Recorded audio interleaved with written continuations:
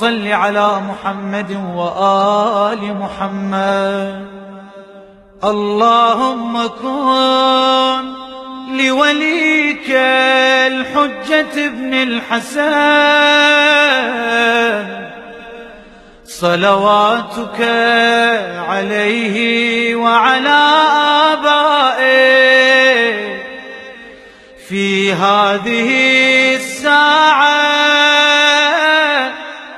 وفي كل ساعة،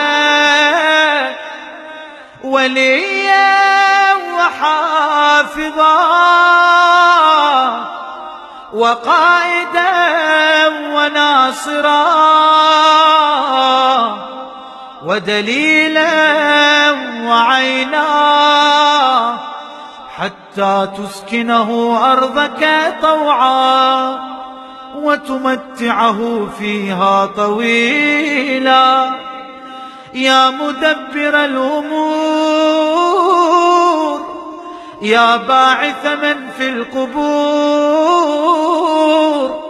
يا مجري البحور،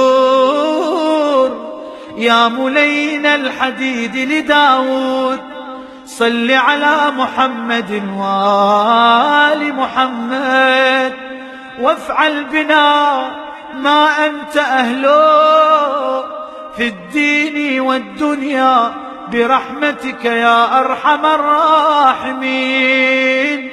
وصلى الله على محمد وآله الطيبين الطاهرين.